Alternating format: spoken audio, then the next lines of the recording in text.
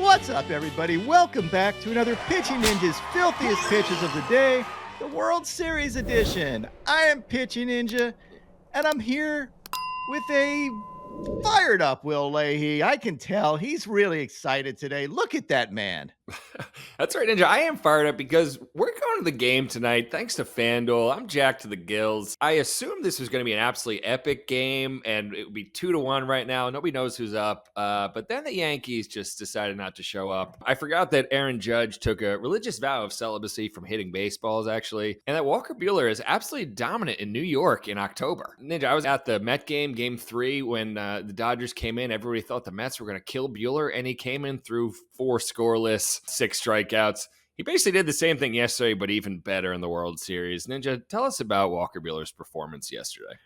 Number one, you just insulted Aaron Judge. You're going to be in Yankee Stadium. If he finds you, he may pound your freaking face in. If he's aiming at my face, there's no way he's hitting it. But Judge needs to show up. The series isn't over yet. A la the 2004 Red Sox, which I know Yankees remember. If they have any chance, Judge needs to come up huge and hit some jacks. And by the way, if you're watching this and you're at the game, come by and say hi if you see us. Please. But Walker Buehler turned into Walker effing Buehler, as he seems to do in the postseason. Just absolute dominance. He loves the cold weather, he says, and it shows. He had 5 strikeouts and 5 scoreless innings, giving up only 2 hits. He threw 6 different pitches and was pretty dominant with all of them. He had these fastballs, this absolutely painted front door 2-seamer. Here's an overlay of an inside 4-seamer and that 2-seamer to Verdugo. And you can see how he took advantage of this first pitch that was kind of inside. Verdugo took it because he thought it was a little bit more inside than he wanted. And then Buehler threw that 2-seamer inside of that and got the take for a backwards K. He also had this curveball and sweeper. And here's an overlay of his fastball and curveball, perfectly tunneled. And that curveball hits the dirt. And fastball keeps rising. Just an outstanding effort by Walker Buehler, coming up big again and putting the Yankees behind the 8 ball right now. Can they come back from this, Will? Ninja, as you know, I'm a Red Sox fan. I watched every second of 2004. It is certainly possible, but they need something special, Ninja. The Yankees do have Luis Gil pitching, and when Gil's on, he can shut folks down. The Dodgers don't have anybody announced as of this video, and honestly, if they don't throw a pitcher today, they're going to have a tough time winning this game. That's true.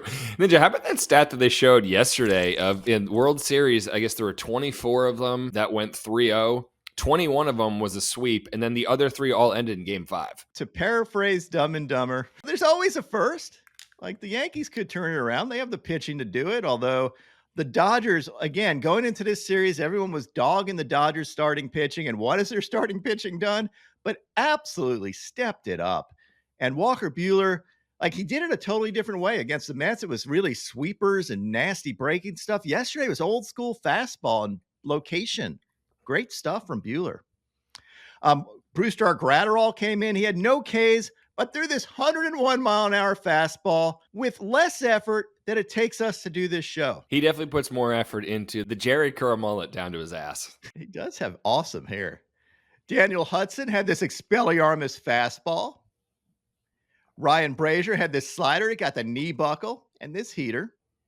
And Michael Kopech had this elevated, kind of ugly slider to get a K. On the Yankees side, Clark Schmidt really didn't have it yesterday. He had 3 Ks in 2 2/3 innings, gave up 3 runs, which was basically the game. He also gave up this home run to Freddie Freeman, which has to be Will's donga today, doesn't it, Will? Ninja, it is my donga day. Freddie, in the smile that launched 1,000 ships, has now launched 1,000 straight World Series home runs.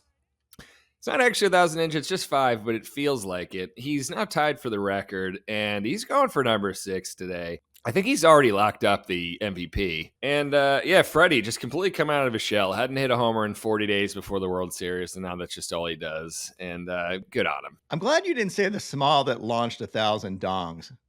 Who knows, man? I don't know what he does in his private life. He's a good-looking guy. That was just a big home run. I love Freddie's swing. It's a unique swing. He's always like inside the baseball and drives it, squares things up. Future Hall of Famer doing Hall of Fame stuff. Ninja, while we're on homers, I'll just bring up Verdugo's irrelevant home run here. Alex, you're simply not allowed to pimp it like this when Literally one batter later, your team goes down 3-0 at home in the World Series.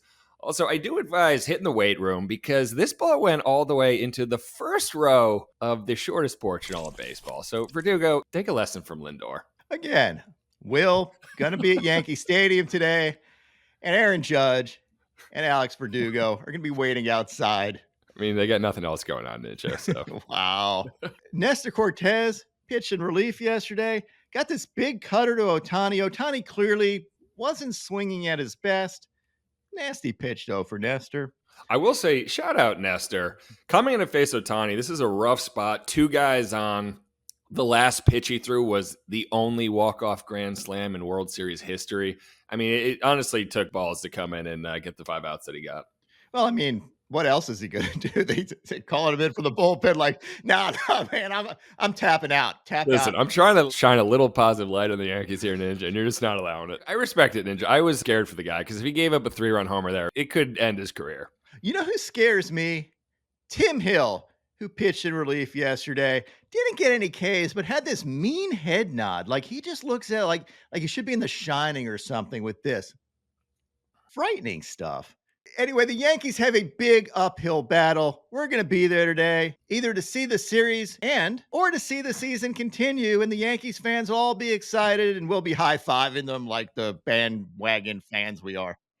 And now, my pitching ninja moment of Zen. I love this when history comes full circle.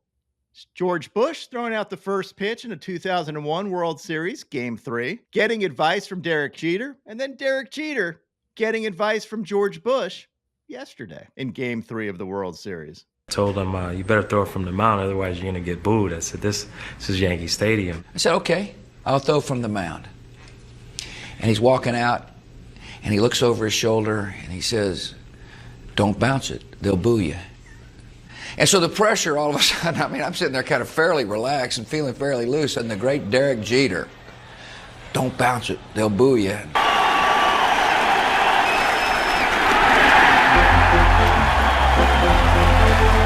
I've got some advice for you. When you throw out the first pitch tonight at Yankee Stadium, don't bounce it, Derek, because they'll boo you.